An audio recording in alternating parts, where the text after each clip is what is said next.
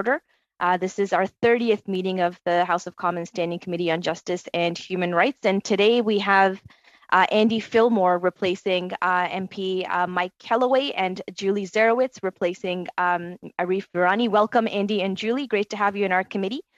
To ensure an orderly meeting, I'll outline some rules, especially for our witnesses that are here today.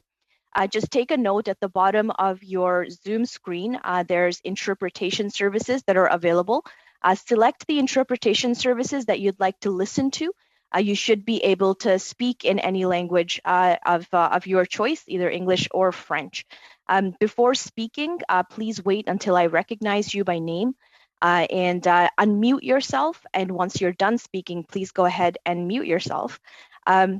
And keep your microphone on mute. A reminder that all comments by members and witnesses should be addressed through the chair. With regard to a speaking list, Mr. Clerk and I will do our best to maintain one. Please, if you would like to speak, you can use the raise hand function at the bottom of your Zoom to alert me to your inquiry. So before we start our study on the impact of COVID-19 on the justice system, we have to approve very quickly the report from the subcommittee meeting that we had last Thursday. The report was distributed electronically to members yesterday. If there are no comments on it and if everybody agrees with it, we shall have it carried. Can I have a thumbs up for members for it to be carried? Great, report carries. Thank you, everyone. So now I would like to welcome our witnesses. We have from the Action Committee on Court Operations in Response to COVID-19, excuse me, J. Michael McDonald, who is the former Chief Justice of Nova Scotia and of the Nova Scotia Court of Appeal. And we have Renee Theriault, who's the Executive Legal Officer, Chamber of Chief Justice Richard Wagner in the Supreme Court of Canada. We also have the Canadian Bar Association, represented by Jody Burks, who's the Chair of Criminal Justice Section. And lastly, we have the Canadian Superior Courts Judges Association, represented by the Honourable Madam Justice Mona Lynch and the Honourable Madam Justice Christine Edsvik, who's on the Board of Directors. To each organization, you have 5 minutes to make your opening remarks. And I have this 1 minute deadline and a 30-second one, just so that you can keep track of your time. So thank you once again for being here today. We'll start with J. Michael McDonald. Go ahead. You have, and Renee Theriault. You have 5 minutes. Go ahead. Très bien. Alors, merci. Very well. Thank you. Thank you, Madam Chair. Thank you, all of you. I am delighted to be here with Mr. McDonald and to address the honourable members of your committee to talk to you about our Action Committee on Court Operations in Response to COVID-19. As Executive Legal Officer at the Supreme Court of Canada, I am an ex officio member of this Action Committee. And I'd like to thank the co-chairs of this Action Committee, so the Right Honourable Richard Wagner, Chief Justice of Canada, and the Honourable David Lametti, Minister of Justice and Attorney General of Canada, for having invited the Honourable Michael McDonald and myself to speak to you about the committee's work. And it's been in place for over a year now. We would like to commend your initiative, which is very sound, the initiative of the Standing Committee to look into the impact of the pandemic on the justice system, so that our citizens can continue benefiting from a system that protects their rights and their interests, all while ensuring their safety. And it is this dual commitment of access to justice and a safe environment that guide all of the work of our Action Committee. So I suggest I talk to you briefly about the mandate and makeup of the committee, and then I will hand it over to my colleague, Mr. McDonald, to talk about our work in connection with impacts on court operations. So the committee, I was saying, was founded shortly after the beginning of the pandemic in May of last year, 2020. The committee serves as a national guidance body to help courts and officials who are in charge of administration of justice to restore legal activities in a safe way across the country. Even though some courts had to close their doors because of the health crisis, they have done their best to pursue their legal mandates. So beyond the Chief Justice and Minister of Justice, the committee includes representatives of the Canadian Judicial Council, 3 members, and representatives from the Canadian Council of Chief Justices, those from the Department of the Attorney General of BC, and for provincial and territorial federal coordination, and the Public Health Agency of Canada. The Action Committee also works with many collaborators and stakeholders, for example, the Canadian Centre for Occupational Health and Safety, heads of court operations, and the Commissioner for Federal Judicial Affairs, who takes care of hosting all of the information done by the committee on its website. Thanks to these partnerships, the Action Committee acts as a national advisory forum, and I would put emphasis on the advisory part. It's there to promote non-prescriptive direction and foster communication, information sharing, and collaboration between the executive and judicial branches and between the different jurisdictions. And this is one of the most positive results of this work. As its name suggests, the committee deals with issues that are mostly of an operational nature that occur within the judicial branch because of the pandemic, and the work of the committee extends to provincial, superior, and appellate courts working in different fields, including criminal, civil, and family. The pandemic has affected various bodies in different ways, and we'll talk about that more later. So I'll be delighted to take your questions along with Mr. McDonald, and without further ado, I'll hand it over to him to talk about the specific work done by the committee, things that may be of interest to you. Thank you. Well, thank you very much. I see we may be running a little low on time, so I'll be brief. It's an honor for me to appear before you yet again this year. I appeared last March in my capacity then as interim executive director of the Canadian Judicial Council, and I think we attended one of the last meetings before COVID hit in March. But the Action Committee, I would commend our website to you. The Action Committee has listed some core principles, and the interesting thing about them is that because it's a collaborative effort, it has core principles from the public health perspective, from the judiciary's perspective, and from the court administrator's perspective. So it honors judicial independence but still able to collaborate. And we essentially do tip sheets, guidance for getting courts back to full operation. Jury trials have been identified. So we've shopped the country to see who's doing what best and sharing that and coordinating that. And we have looked at some case studies, best practices, coordinating that for the individual judges, chief justices, courts of all levels, court administrators, and ultimately the people of Canada to get the courts running as efficiently as possible in the middle of this horrible pandemic. Thank you. Thank you. Thank you very much for that. And I'm sure the remainder of it will come out during questions and answers. Yes, thank you. I will now go to the Canadian Bar Association for 5 minutes. Please go ahead. Good morning, Madam Chair and honorable members of the committee. My name is Jody Burks, and I'm the chair of the Canadian Bar Association Criminal Justice Executive. And we're pleased to present you with our report, Task Force on Justice Issues Arising from COVID-19. I join you today from Toronto, from the traditional territory of the Wendat, Anishinaabe Nation, the Haudenosaunee Confederacy, the Mississaugas of the Credit First Nation, and the Métis Nation. This land is covered by the Dish with One Spoon Treaty.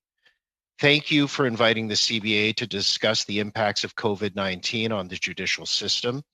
especially any delays or impacts on trials in the criminal justice system. One of the unique things that the CBA criminal justice section prides itself on is that our members come from both the Crown and the defense bars. As such, we bring a unique, balanced, user-oriented focus to our commentary. L'ABC est une association. The CBA is a national association that brings together 36,000 jurists across the country. The main objectives of the CBA are the improvement of law and the administration of justice, and it is from this angle that we are here this morning on behalf of the Criminal Justice Section. In February of this year, the CBA published its report, No Turning Back, CBA Task Force on Justice Issues Arising from COVID-19. The report highlights two themes. First, there is no turning back from the pandemic-fueled modernization of the criminal justice system. We must continue these modernizations even after this pandemic ends. Second, new measures and technology must be deployed in a manner that enhances access to justice while ensuring security of private information of individuals in the system. The move to digital courtrooms has enhanced the access to and openness of the justice system. For example, in June of 2020, Justice DeLuca's decision in Regina, Ontario was live streamed and over 20,000 people watched that decision. Such widespread first-person access to the justice system would never have occurred pre-pandemic. To this end, the CBA report recommendation number 12 states, the CBA recommends that justice system participants, including courts, tribunals, and other dispute resolution bodies and bar and media representatives should prepare a tip sheet on best practices to ensure public and media access to courts in a way that respects open courts and privacy principles. The other issue I wish to highlight in my opening statement is the need to return to in-person trials. Within the last 12 months, I have personally conducted Superior Court applications, provincial court trials and preliminary inquiries, plea and sentencing proceedings, as well as routine case remands over the Zoom platform. In many areas, especially routine remands, Zoom reduces client costs relating to travel for counsel. It also allows counsel to assist more clients in different locations, increasing access to justice. Additionally, electronic service and filing of applications, as well as provision of disclosure, has reduced costs, increased efficiency, and reduced paper waste. Despite these efficiencies, civilian witness testimony represents a major drawback of virtual hearings. Police and expert witnesses are trained that testimony in a criminal case is different from everyday conversations. Courtroom testimony requires formality, accuracy, and solemnity, as opposed to engaging in everyday conversation. Civilian witnesses receive no such training, and for most, testifying in a criminal case may be a once-in-a-lifetime event. Prior to the pandemic, counsel, both Crown and defense, relied on the surroundings in the courthouse and courtroom to convey the solemnity of the occasion to civilian witnesses. The courtroom trappings signaled that testifying in a criminal case was different than speaking with a friend or even giving a statement to the police. With the pivot to Zoom trials, witnesses' courtrooms occur in the same place they have casual conversations with their friends or relatives, such as the dining room table. Even witnesses testifying from a location within a controlled environment, for example, a remote room in a courthouse or a police station, lack the trappings of the courtroom, the seal of the Crown, the layout of the courtroom, or the formality of testifying from a witness box. Allowing witnesses to testify remotely is a necessary evil of the pandemic. The alternative would have been to shut down trials for over a year. However, remote testimony, even in jurisdictions where transporting witnesses may be challenging, should not become a substitute for trials in a courtroom with all participants being present. Thank you for your time, and I welcome your questions. Thank you very much, Mr. Burks. We appreciate that. We'll now go to the Canadian Superior Court's Judges Association. You have 5 minutes. Please go ahead. Hey, I'm Justice Mona Lynch of the Supreme Court of Nova Scotia, and with me is Justice Christine Edsvik of the Alberta Court of Queen's Bench. We're representing the approximately 1,100 members of the Canadian Superior Court Judges Association. As you're aware, not every region or court in Canada reacted or had to react in the same way.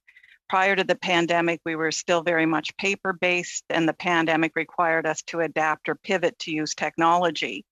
The increased use of technology and virtual hearings have had the biggest impact on the justice system. That would not have happened as quickly or perhaps at all if not for the pandemic. Not everything went smoothly. We were not ready. The search for the right hardware and software continues. Sometimes technology works and sometimes it doesn't. As you're aware, except in rare cases in Canada, the Chief Justice or judges don't have control over the funding to support the courts. So cooperation between the branches of government had to be high during the pandemic so that the justice system didn't ground to a halt.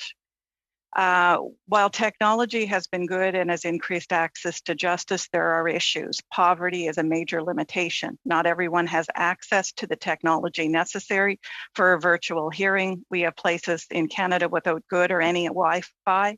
Wi-Fi is not free.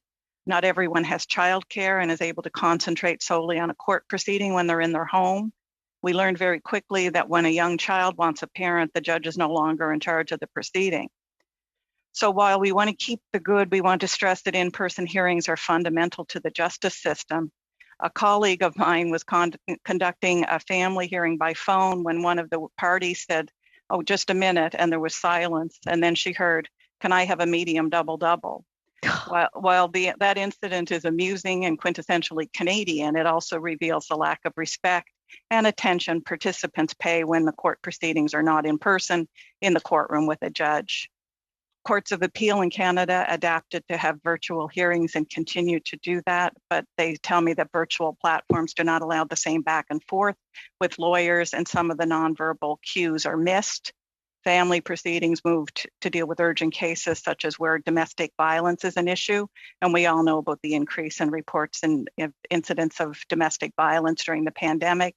You can't make the same connection with parents or parties virtually as you can in person. Civil trials were canceled in many places. The civil bar has long complained that criminal trials always get priority, and the pandemic made that worse. So we can't come out of COVID and just go back to the way it was. We have advanced the justice system and need to continue with that advancement. We also know that we can never have a totally virtual justice system. There are concerns as to whether the open court principle is truly respected with virtual hearings. And now I'm going to turn it over to Justice Edsvik. Good morning, everyone. It's my great pleasure to be speaking with you from Banff, Alberta. And we are here on the land of Treaty 7, actually. So let me tell you a little bit about the criminal system, because we decided to divide this up. We did a survey with the Canadian Superior Court Judges Association. I looked through all of that with respect to what's going on. And there's fairly similar experience, except with some exceptions in the north, which I'll come back to. There were initial delays of criminal trials, both jury and judge alone trials for a few months, but most trials were back in service by September 2020. With some exceptions. The courtrooms were opened up with COVID plexiglass protection and protocols, and trials were rescheduled and resumed within a few months. With respect to jury trials, this was much more of a challenge because of the distancing requirements for the jury members in particular. Nonetheless, in most jurisdictions now, courtrooms have been built in theaters, convention centers, concert halls, community centers, or like in Calgary, the Stampede Grandstand. Jury trials resumed, except in the north, but in some jurisdictions have been put on hold again, like they are now on hold in Saskatchewan and Ontario. The North and Northwest Territories, Nunavut and Yukon have not resumed any trials. There's a significant backlog there. More than 60 jury trials are waiting in the Northwest Territories. The format of trials has changed dramatically. Rarely are we completely in person anymore. We have witnesses, complainants, interpreters, and even accused appearing remotely.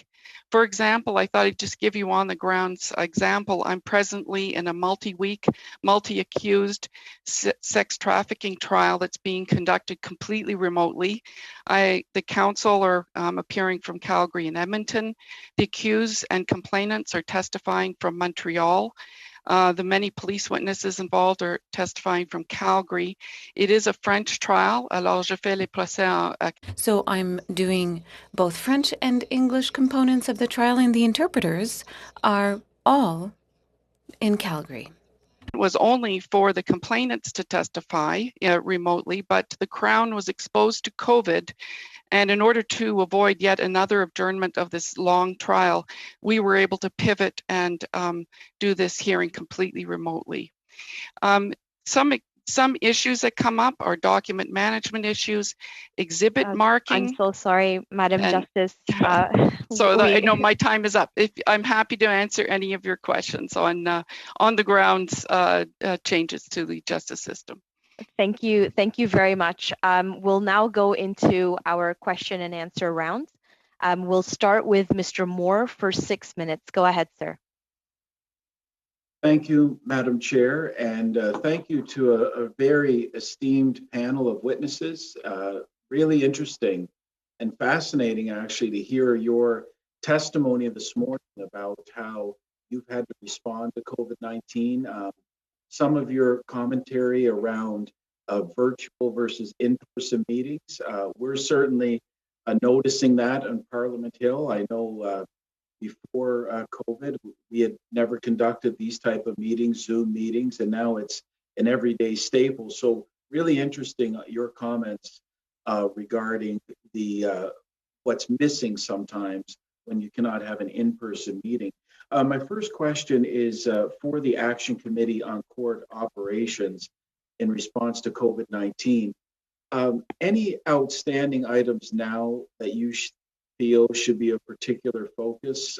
Interested in everything that you put together as best steps and action items, but anything right now that stands out as a greatest need to keep the wheels of justice moving?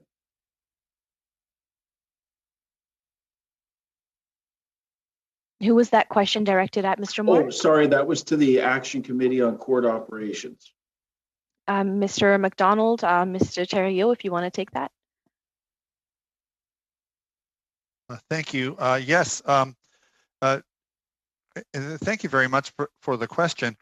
The things that are most pressing for us right now is to deal. Obviously, in Nova Scotia, it changed overnight for us. So to try to stay ahead of this pandemic and to deal with the backlogs. I mean, that's going to be a big issue, and it's not just a criminal law matter. Obviously, there's a constitutional right to a speedy trial, and that's very important. But when criminal trials bump civil trials, then civil trials get delayed as well. So that's an immediate issue. Another issue we're dealing with and working on right now is vaccinations and making sure that it is a two-road approach, in the sense that, and we're seeing it in real time here in Canada, that we have to time it properly so that we don't morph into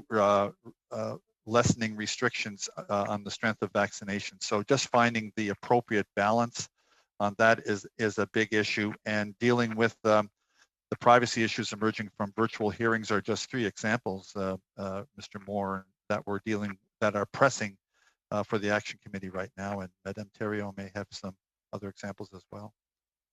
I would just add in response to the question that we're also initially this Action Committee was struck in response to the challenges posed by the pandemic.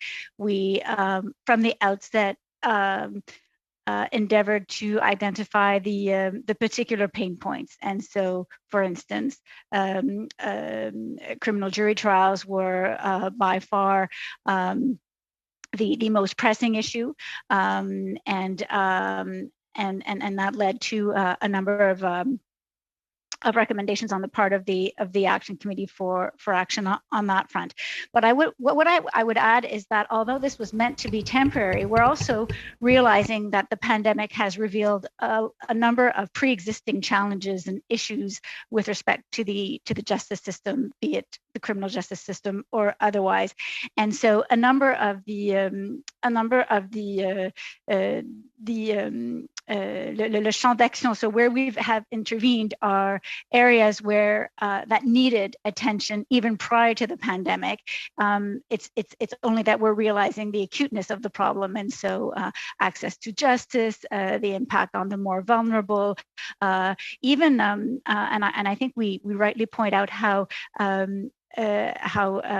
agile the judiciary has been in pivoting, which is obviously what we have been doing now since the pandemic hit.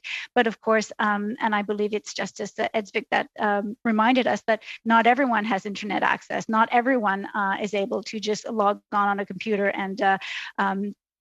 and participate and proceed as they should, because indeed many don't even have access to lawyers. And so the Action Committee has undertaken to look at the justice system through the prism of the pandemic, which is why we're actually considering where to take it from here. It may be that the Action Committee will still have its raison d'etre even when we're all vaccinated.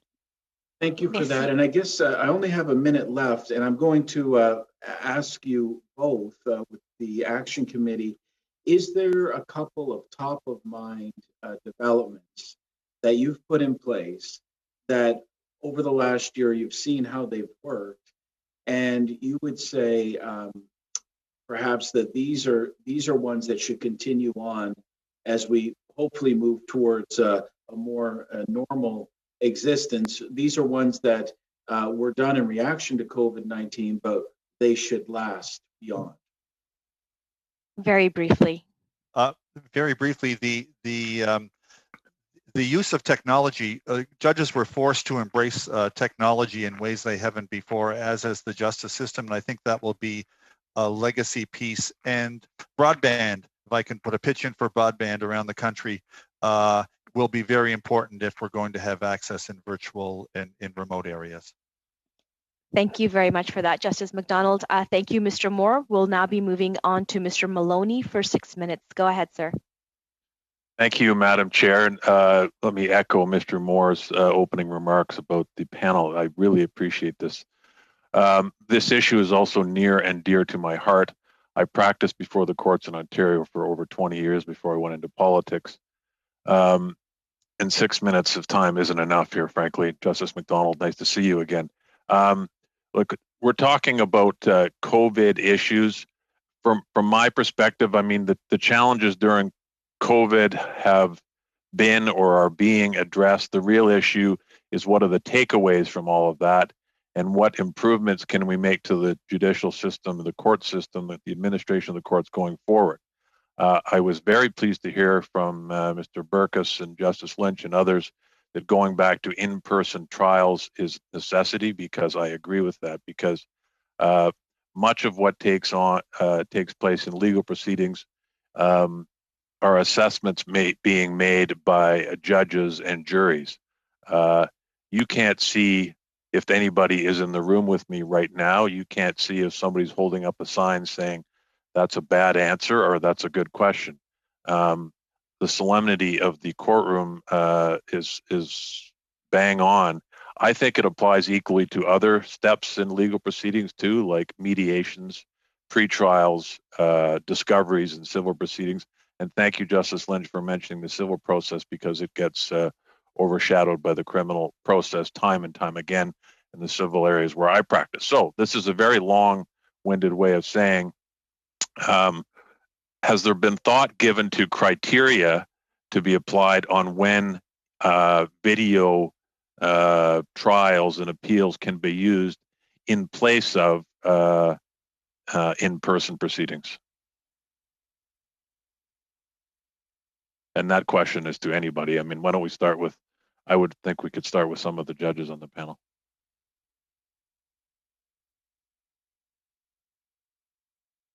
You'd have to be a little bit more specific, Mr. Maloney. Why don't we start with Justice Edsvik, who's in the middle of a 6-week trial right now because she's living it in real time.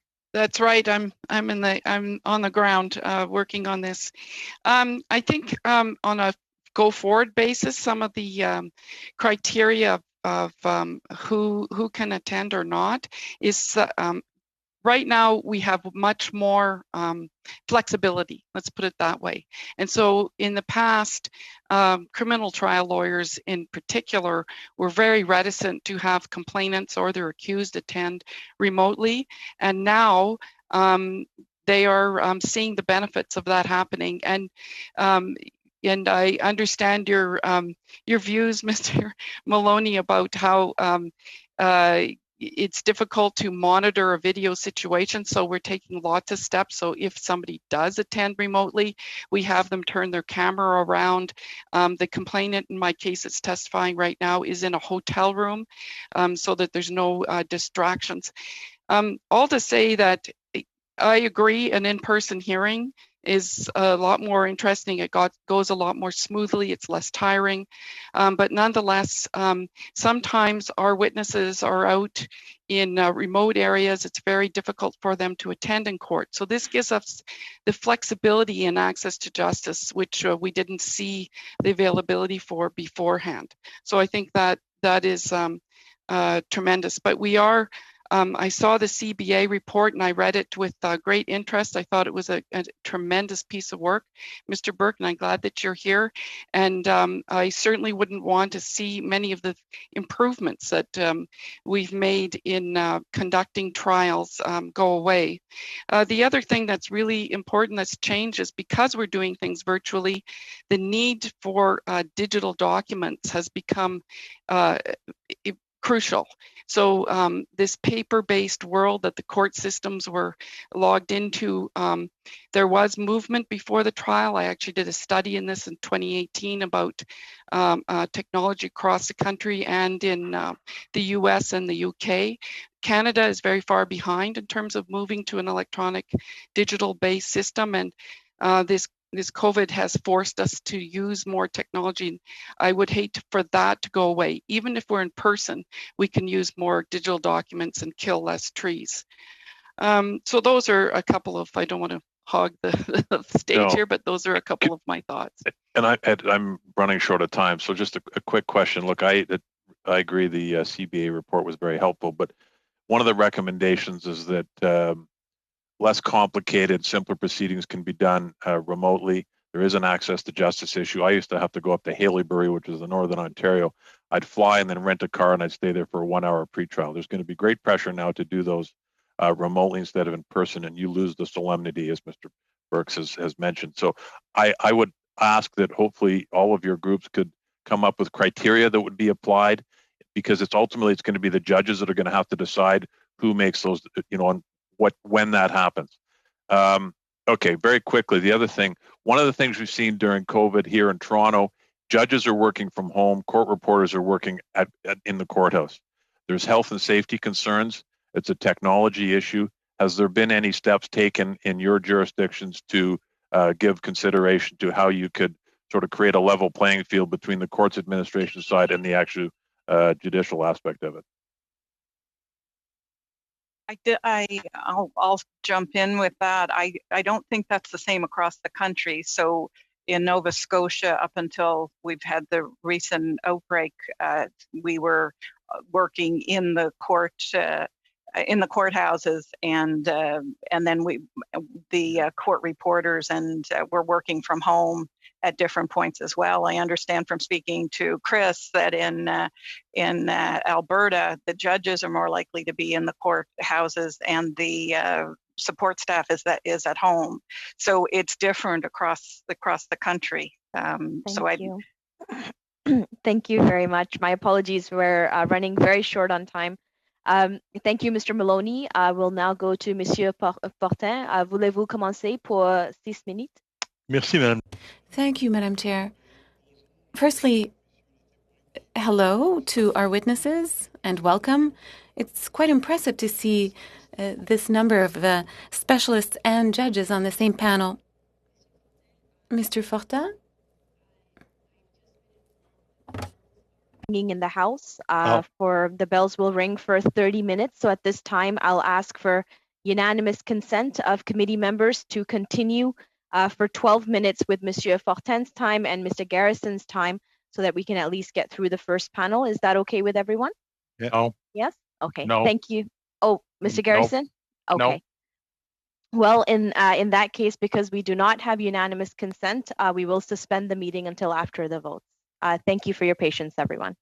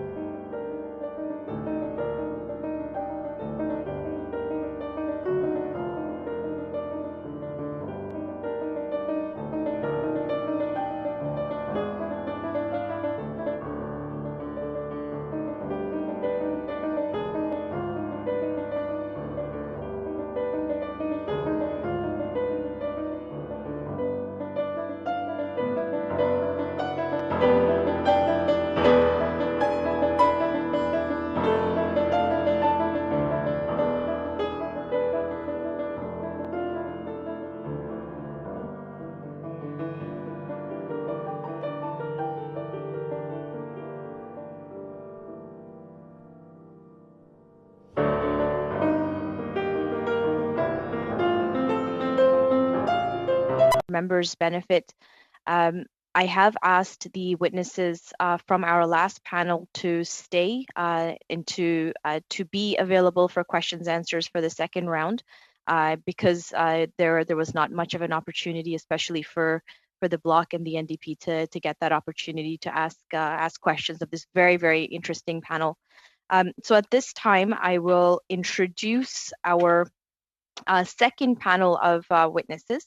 We have the Canadian Association of Elizabeth Fry Societies, represented by Emily Coyle, who's the Executive Director.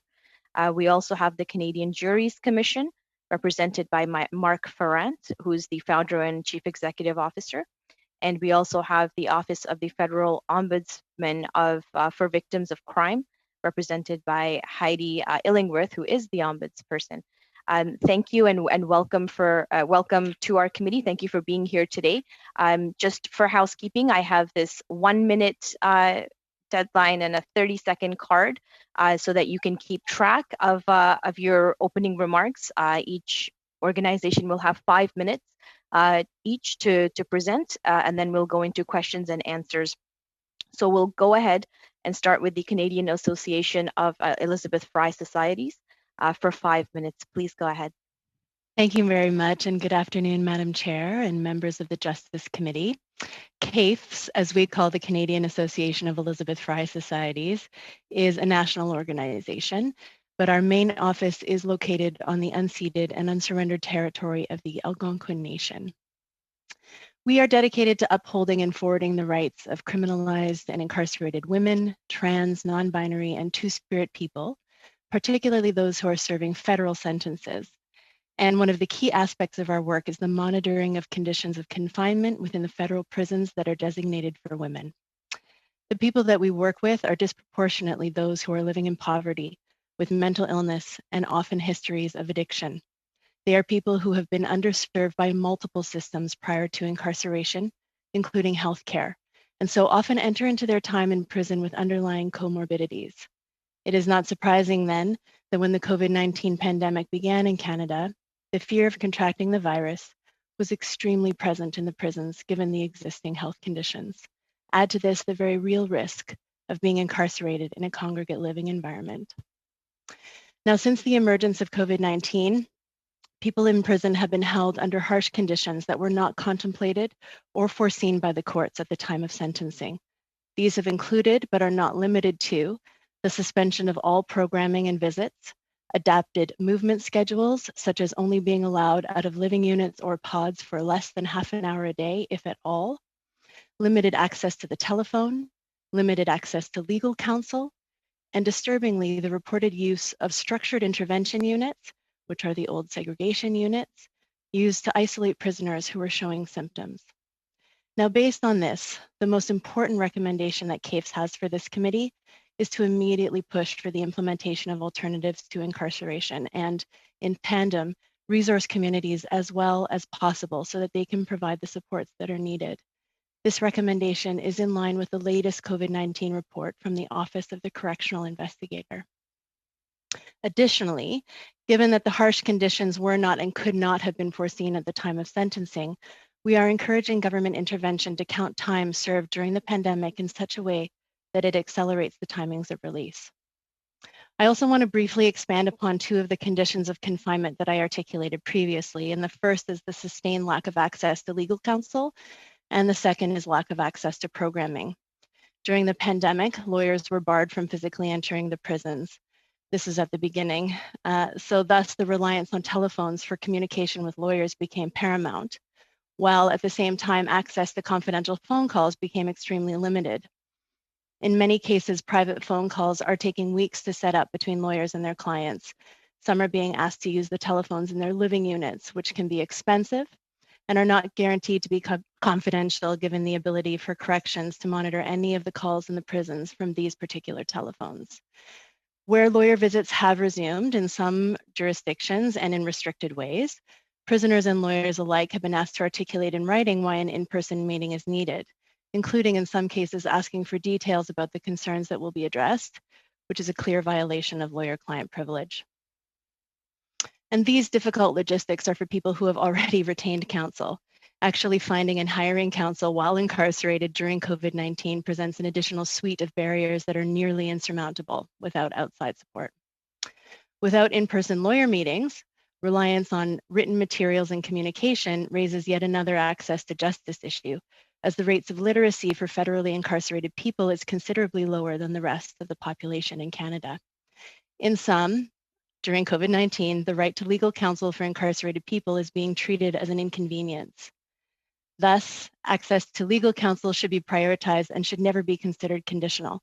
The government should ensure that prisons are held accountable for violating these rights and ensure that no further violations occur. Secondly, during the course of the pandemic, we've seen a near halting of programming inside the prisons. Although in some prisons, core institutional programming has resumed at 50% capacity, the lack of access to programming is having serious adverse effects on prisoners, affecting the timing of their release on parole. We've been told that parole officers have been encouraging prisoners not to go before the parole board when they become eligible. In fact, some people are being told they cannot go before the parole board prior to completing their programming. This means that people are spending more time in prison than they should. The law that governs corrections is clear that people can apply for parole at the earliest date that they are eligible. The lack of programming during COVID should not be used against them in this particular way. And we recommend that the parole board reconsider programming requirements in their decision-making and instead utilize all mechanisms available to them to ensure that access to parole and therefore liberty is not unduly restricted. Thank you very much for your time. Thank you very much, Ms. Coyle. I will now go to Mr. Ferrand for 5 minutes. Please go ahead, sir. Thank you. Honorable Chair, Vice Chairs, and members of the Justice and Human Rights Committee, thank you for the invitation to appear before you today as part of your important study on COVID-19 and the impact on the judicial system. The COVID-19 pandemic has impacted every industry and sector like nothing in our history, and our courts and justice system are no exception. Prior to the crisis, our courts were already stressed with enormous backlogs and delays in many provinces and territories. The closure of courthouses across the country as part of the emergency public health measures has compounded the problem further, delaying trials and due process. Once regular court operations resume, there will be an unprecedented requirement to begin impaneling juries across the country. While responding to a summons is mandatory, many Canadians will be very unwilling or unable to participate for very real reasons. During the first wave of the pandemic, the Canadian Juries Commission conducted a national opinion poll and found Canadians were more willing to donate blood or volunteer for a community organization than serve on a jury when emergency measures lift. Similarly, Canadians rated jury duty lower in terms of civic importance than donating blood or volunteering within the community. These opinions are a direct result of decades of underinvestment in jury duty across the country and it not keeping pace with the modern world and its challenges. As the crisis comes to an end, many Canadians will be unwilling or unable to respond to a jury summons, yet that will be the expectation. Transitioning out of a period of unemployment, layoffs, tenuous employment, for many Canadians, the focus will now be on their jobs, families, and availability for work. Many will be experiencing financial hardships not seen in decades, and still have family care commitments that will not have expired and may have been exacerbated by COVID-19 health issues. Canadian workplaces will be less willing and sympathetic to support employees during time spent in court, given their own economic fragility and desire to revitalize operations. This will put mounting pressure on employees to respect their employers over their summons. Alarming data has emerged during the pandemic, highlighting the significant worsening of Canadians' mental health. It has raised concerns amongst healthcare professionals of a looming echo mental health crisis. Statistics Canada has observed Canadians reporting increases in anxiety, depression, PTSD, and alarming increases in suicidal ideation as a result of the pandemic. Reported substance abuse and alcohol consumption amongst Canadians has increased across the pandemic. All reported figures are higher amongst vulnerable communities, those with existing mental illness, the Indigenous community, the LGBTQ community, and sadly amongst young adults. In 2017, I was very pleased to appear before this committee as part of its groundbreaking study on jury duty mental health and the publication of its landmark report, Improving Support for Jurors in Canada, in 2018. The 11 recommendations contained in that report stand today, which included providing more information to prospective jurors about jury duty, providing psychological support to jurors, increasing daily jury pay to $120 per day, and federal funding to the provinces and territories to implement the findings of that report. It is now almost 3 years since the publication of this report, and sadly, very little has been done since to see these recommendations universally adopted.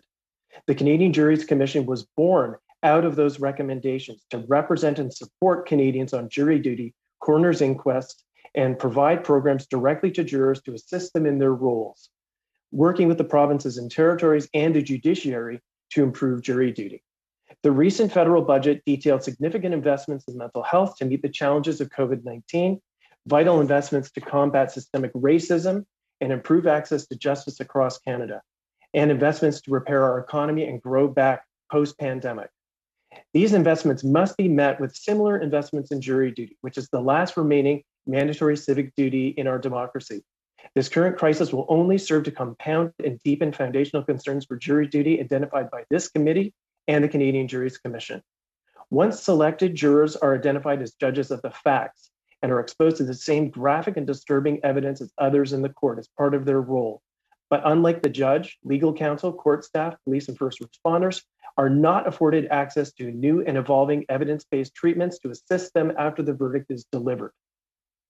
Jurors are the most vulnerable group in the court to developing ill mental health, as jury duty is not a vocation, has no training, and no organizational support, but is exposed to the same graphic evidence and without a support network. Juror mental health requires a specific intervention through evidence-based assessments and treatments and trauma-informed approaches, and must be given the same priority and made available to all regions of the country. Those concerns for juror mental health predate the pandemic. Now Canadians may be returning to court experiencing elevated ill mental health from the pandemic and exposed to new trauma in the court. Thank you, Mr. Ferencz. In mental health. Thank you. My apologies, we're out of time, but thank you. We'll now move to Ms. Illingworth for 5 minutes. Please go ahead. Thank you so much. Merci, Madame la Présidente. Thank you, Madam Chair, for inviting me today. The Federal Ombudsman for Victims of Crime works to ensure that victims are treated fairly and with respect across the criminal justice system. I give my respects to the First Nations, Métis, and Inuit ancestors, and affirm my office's commitment to respectful relationships with one another and this land. Honorable members, there can be no doubt that the COVID-19 pandemic has had a profound effect on Canada's criminal justice system. The pandemic has exacerbated challenges faced by victims of crime in Canada and has had disproportionate effects on vulnerable populations who are already at greater risk of experiencing violence and victimization. This includes women, children, older adults, as well as members of the 2S LGBTQ+ community and members of Indigenous and racialized communities. According to Statistics Canada, research has shown that social isolation, loss of employment, and reduced income are all factors known to increase the risk of domestic violence, and these conditions have been heightened in recent months. Intimate partner and family violence often go unreported because the perpetrator is a loved one who exerts control over victims who are left feeling unsafe in their own homes. Stay-at-home orders mean fewer opportunities for victims of violence to reach out for support or to report the violence to police or other agencies. Pandemic-related restrictions have also meant that agencies' capacity to provide service to victims has shrunk. And in some parts of Canada, the systems have been overwhelmed with demand for service. Marginalized groups who face a higher risk of victimization also cope with considerable structural oppression in accessing support and justice. For instance, individuals who identify as 2S LGBTQ have voiced that receiving help from victim service providers is often a barrier on its own, as victim service organizations may overlook the importance of considering and addressing multiple intersectional identities. I am also very concerned about the increased vulnerability of children. Violence against children has become even harder to respond to since school staff make 90% of all reports of child abuse, and children have been out of school due to the pandemic. In my view, Canada must take proactive steps to fund and deliver prevention information, education, and services to the public in order to reach persons who may be at risk of instigating violence. Alongside greater investments in prevention, victims' rights need to be prioritized, enforced, and upheld. Respect for victims' rights was inconsistent prior to the COVID-19 pandemic, and victims in vulnerable populations often reported experiencing many barriers to navigating the criminal justice system and feeling like an afterthought. This has been worsened by the pandemic. For example, early in the pandemic, the Parole Board of Canada canceled all observer attendance at parole hearings, meaning that victims could not attend hearings that were scheduled and would still take place without them. My office raised this matter as unfair and failing to comply with the statutory rights of victims.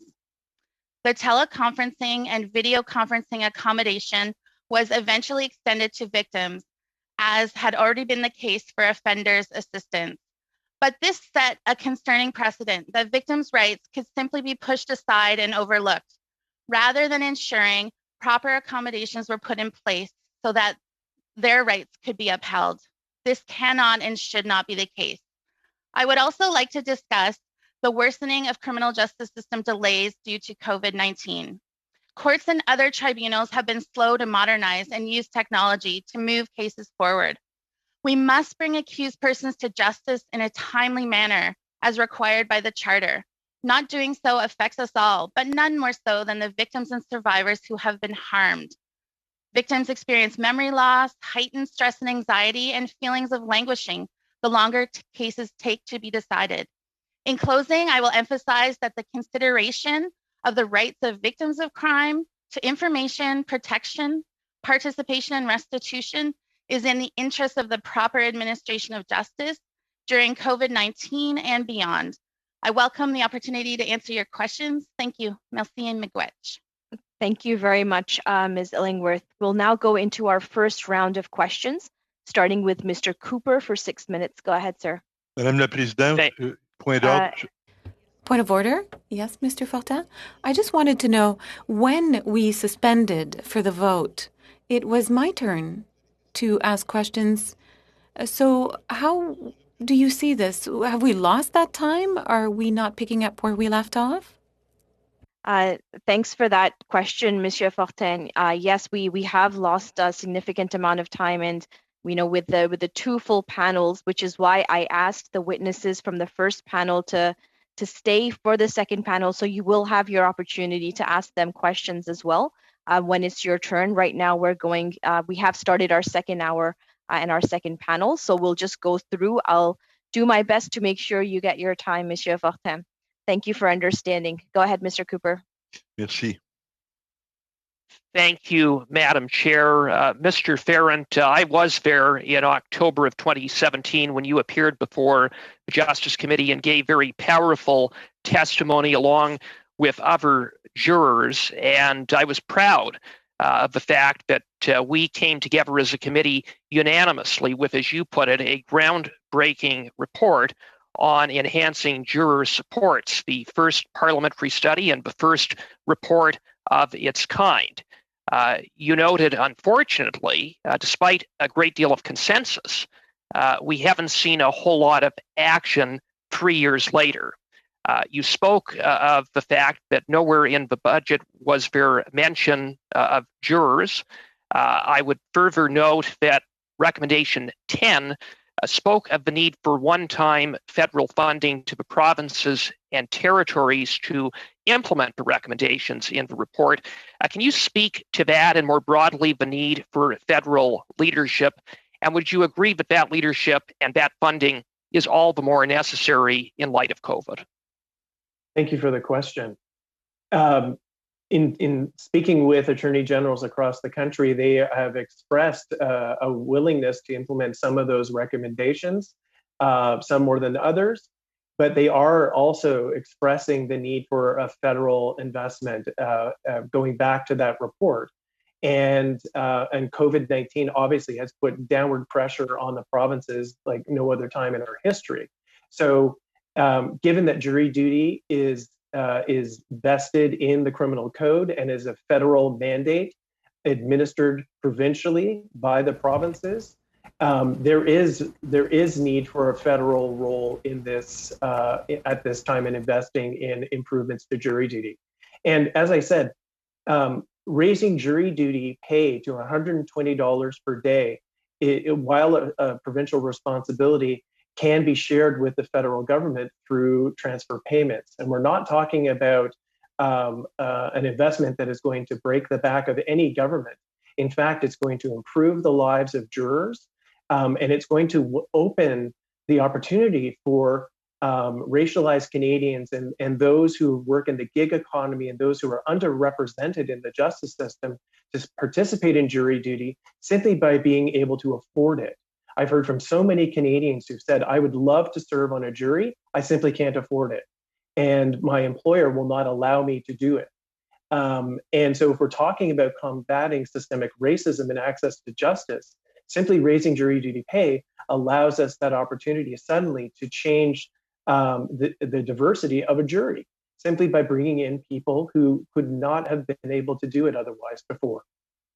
Thank you. And I would concur that the amount of funding that we're talking about here with respect to juror pay, with respect to implementing other recommendations that would go a long way to support jurors, is a pittance, having regard to the fire hose of money that we have seen showered in this budget, and some of it very much needed funding. I don't want to minimize that reality, but it would be a mere pittance. Now, another area that you cited is mental health and issues around mental health that jurors face going through, in some cases, horrific trials, stressors around being part of, not being familiar with the judicial system, being away from family and work, among many other factors.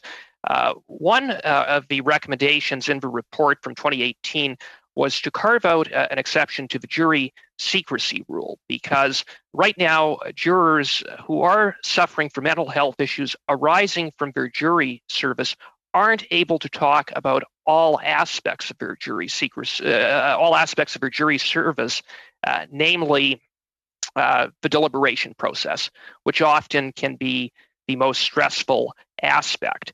I introduced a bill in the last Parliament to implement that recommendation, to carve out a narrow exception to the jury secrecy rule so that jurors who are suffering from mental health issues could consult a mental health or other medical professional bound by confidentiality, thereby protecting the integrity of the jury secrecy rule while ensuring that jurors can get the help that they need.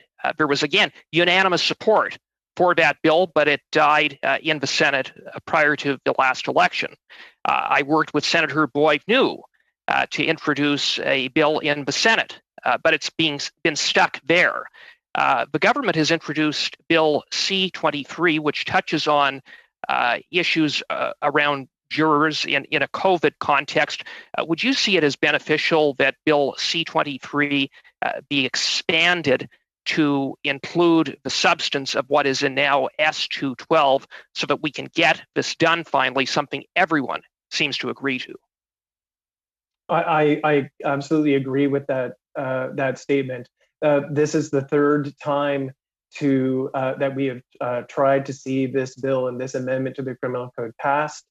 There is no reason why it should not be added to Bill C-23. I've spoken to members across all parties. I've spoken to members of the judiciary. I've spoken to lawyers and Cramden Defense across the country who all agree that this is a common sense piece of legislation that would demonstrate to Canadians another investment in jury duty and an important contribution to post-trial recovery.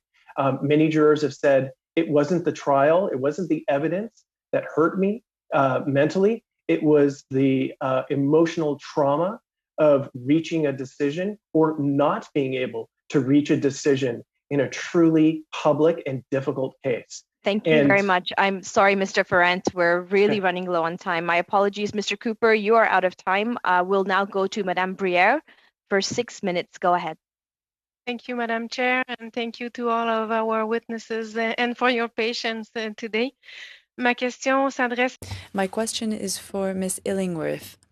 You said earlier that COVID had created backlogs in processing documents. Have you noticed this in one area in particular when it comes to, delays and backlogs?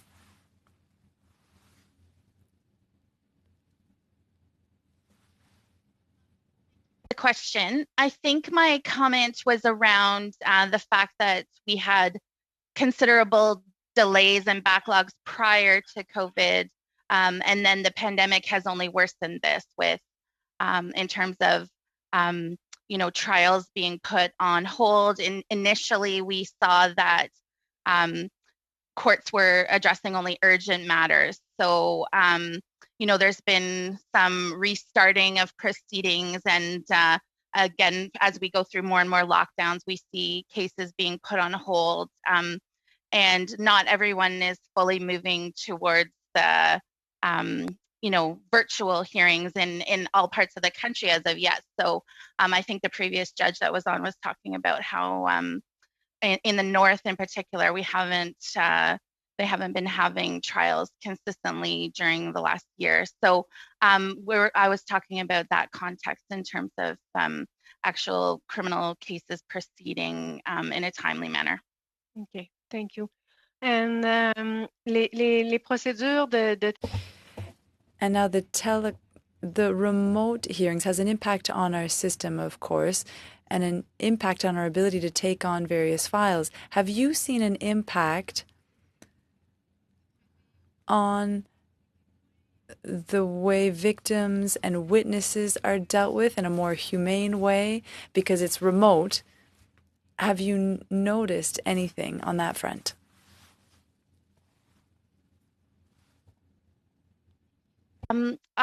We have heard from impacted family members, survivors, that people have been able to participate sometimes through audio or teleconferencing in a sentencing proceeding. And so they appreciated that they could be involved, that they could read their impact statements and still participate in proceedings. So I think it's important that we use technology as much as we can, and that courts continue to modernize and improve infrastructure to be able to bring in people from rural areas who might have to testify, who might have to give evidence, who are victims who need to participate and provide sentencing and what have you. So I know we're still not there yet, but I think, again, as the judge on the last panel said, that there have been improvements in terms of access to justice for some people who can participate where it may have been too difficult to get physically to a courtroom in the past. So I do see some positives that have come out of the pandemic in terms of participation and access to justice. Oui, merci beaucoup. Thank you very much. On that front, I think that is a positive side. And we'd have to have a hybrid system that would take advantage of the positive points from the pandemic and then add in what we were doing well before COVID. So in that sense, and now this question is for anyone who wishes to answer. For the regions or remoter areas, I'm from Sherbrooke. We've got a number of judicial districts that are not serviced by judges regularly. Do you think that the fact that teleconferences are an option, that will help for dealing with files in the justice system?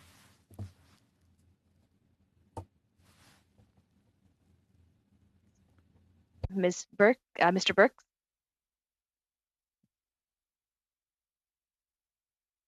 Pardon me. I'll answer very quickly on that. And there seems to often be a lack of understanding that the line between perpetrator of harm and victim is blurry, and that is often a circular process. So many of the people that we work with in the prisons designated for women are also victims of gender-based violence and have been survivors of an intense amount of trauma in their lives. And so it's important for us to remember, if they are going to participate in the courts as survivors of whichever crime or harm has come to them, that there needs to be accessibility for them as well. And that has been seriously hampered during the COVID-19 crisis. So I'll just end there. Thank you. Mr. Burks, did you want to also intervene? Just very briefly, in terms of these remote areas, they would receive the most benefit from virtual hearings. However, I would like to stress that a trial process does require for all parties to kind of come together in the same location, so that the solemnity of the occasion is carried forward, and that all parties have an equal chance to be heard. That's the ideal. Where it's not available, obviously, we should look to alternatives. Thank you. Thank you very much. And that concludes your time, Madame Briere. I know there were other witnesses that had wanted to speak on this, but perhaps Monsieur Fortin can encourage this conversation to continue. Please go ahead, sir, for 6 minutes. Merci, Madame la... Thank you, Madam Chair. I have a question around the administration of the justice system. I've understood that there's a certain number of advantages with trials that are partly conducted virtually, and there are some disadvantages. If I've understood, at the trial level, where we hear from witnesses, well, I'd like to hear from Justice McDonald on appeal files, because at the appeal court level, often litigants aren't there, or they're just there to attend, but often it's the lawyers who speak. Do you see an advantage, Justice McDonald, to holding trials remotely when it's an appeal case? And nice to see you again, Mr. Fortin. I think we met around this time last year. If I could just very briefly respond to Madame Briere's question.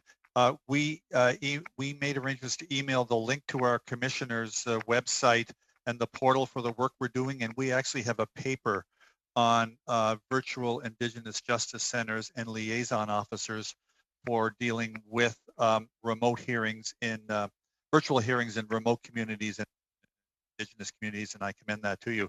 Excellent question, Mr. Fortin, and thanks for the opportunity of differentiating trials and appeals. Justice Lynch touched on that, but many appeal courts, including Supreme Court of Canada and many appeal courts throughout the country, really didn't miss much in terms of having their appeals proceed as they should. Justice Lynch talked about the real life interactions is certainly jeopardized, but nothing at all like trial courts. So I think there is a significant distinction to be made. Privacy issues are of course, if you go in camera on any matter in the Court of Appeal or in trial, privacy issues have to be taken into account, and we at the Action Committee have prepared a paper on the risks of jeopardizing privacy issues in the context of virtual hearings. So I see Madame Thériault as well has her hand up, and I'm sure she can supplement my answer, but thank you for the question, sir. Merci, Madame Thériault. Thank you, Ms. Thériault. Well, actually, the question I'm wondering, is it not more efficient when it's at the appeal level to proceed virtually rather than in person? But I'll let you continue on. Go ahead, Ms. Thériault. Well, yes, along the same lines as Mr. McDonald, you are right. The pandemic, the impact of the pandemic is variable, and it's clear that the impact was more intense at the trial level for reasons that you already brought up, including the presence of witnesses. In terms of appellate courts throughout the country, they have managed, well, more or less, but they did need to adjust to the different platforms. But now that that's in place, it is true that the appellate courts have proceeded without too many delays. I would also add that sometimes there are hybrid formats. So at the Supreme Court of Canada, some members still sit. So all the members of the court were still in the hearing room, in the courtroom, and the room was modified a little bit to keep in line with health measures. And the other litigants appeared remotely, so they didn't have to come to Ottawa. Now, of course, the representatives of the bar would say that some people might prefer being there in person to make their arguments. But nonetheless, there are very few delays. And what I would also add, because this is a very broad picture we're drawing, but with the administrative tribunals, there are a lot of federal ones that with the pandemic have managed to actually catch up. And that is because they didn't have to hear from all witnesses. And since they went forward with virtual platforms, and they had more presentations electronically, so they managed to actually catch up. And so the pandemic has had some negative impacts, but some positive changes will probably stay. So a hybrid format for the future. Well, listen, it's not up to me to say, but I would say that we've had to be very agile, very nimble. Where I am at the Supreme Court of Canada right now, we're now at our 4th iteration of an entirely virtual proceedings.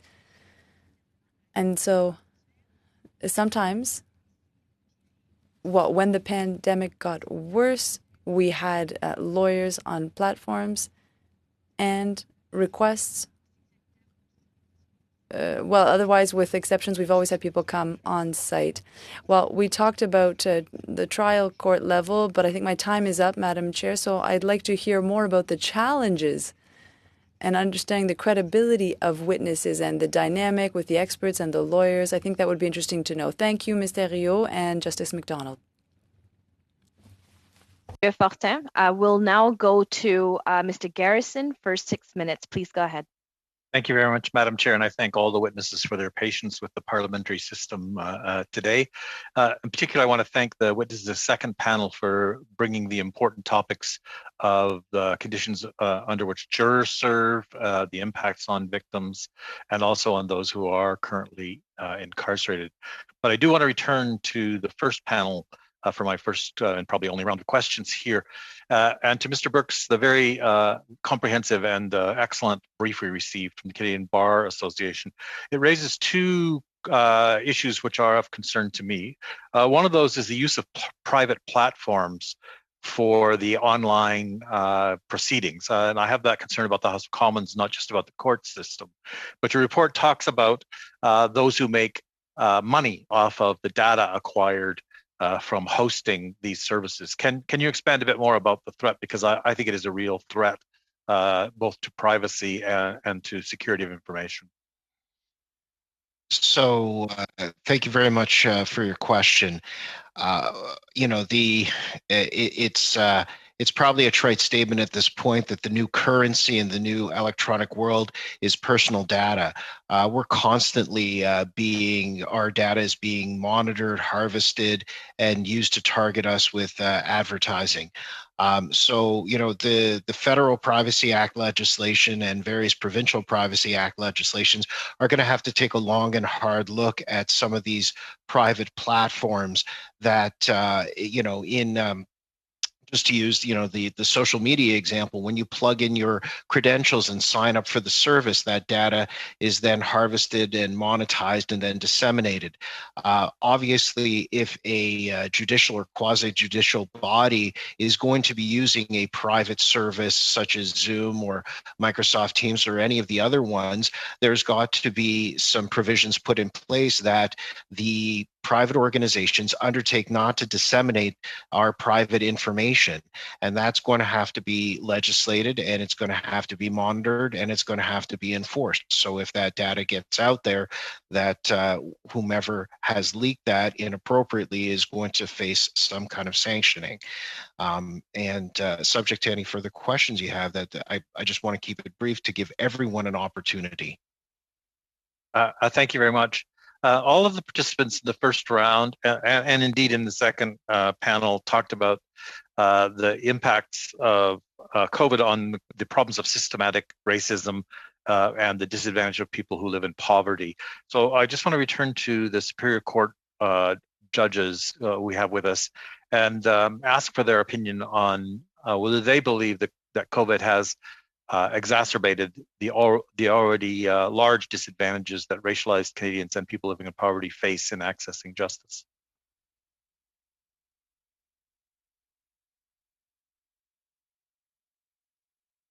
Justice Edsvik, Justice Lynch, I think that question was directed at you. There was, I think I said in my opening that there's been good and bad. There's people that can't get to courthouses because there's parking that they need, or there's public transportation that they need. So those people, if they're able to get to a platform that they can participate virtually, are advantaged. The other thing that the courts have done is a lot of the proceedings, if there's somebody doesn't have the ability to have the technology, have used a telephone, and so hearings have been by phone, which is most people have access to. The difficulty has been for underserviced communities, and expecting that people will have access to those or will have a private place to have a virtual hearing. So there's been good and bad. I can't say that it's made it worse. Some parts of it are not as good, and some parts are better for access to justice for racialized people and people living in poverty. Thank you very much. Mr. Maloney raised an important point that I hope the committee keeps in mind, and that is when we return to some sort of new normal, whether there will be criteria set for which of these electronic and online procedures that we keep. So my question to Madam Theriault is there somebody working on this right now, or are we just in danger of just falling into accepting that these changes have taken place in the court system, or are there some things where we need to really go back to the in-person meetings? Yes. Well, in fact, I think there are a number of stakeholders that are looking into this question. I believe the Advocate Society in particular has taken quite a deep dive with a number of experts and some considered attention, because I don't think, obviously it really does require some thought, and it really depends on the circumstances. I know that's not the best answer, but it happens to be often the case. It depends on the courts, and it's all about, there are no hard and fast rules, is I guess the best way I can put it. I don't know if Michael, you have anything to add to that, but I can assure you that some consideration is being given to this very question. Yes, Mr. Garrison, I'll answer it very briefly. The Advocate Society is about to publish a very significant piece of work. They've put together a review committee made up of former justices of the Supreme Court of Canada and other eminent counsel and Canadians, and looking at that very question. So I would watch their report, if you will. And of course, there's the judicial independence piece, right, as well, because a judge in stream has independence, and you can't, we only offer guidance. That's all we can do, but a judge decides how her or his court will proceed in any given circumstance. Thank you. Thank you very much for that. And I'll once again thank all of our witnesses today for appearing before us and for your very compelling testimony. If there are pieces that you feel were not highlighted enough or you would like to provide additional information, please don't hesitate to send that information to Mr. Clerk, and he will circulate throughout our committee. So thank you once again. I'll just remind members really quickly that the deadline for submitting witnesses on the elder abuse study coming up is this Wednesday. So please make sure that you get your witnesses in. With that, we will now adjourn the meeting. Thanks, everyone. Thank you very much.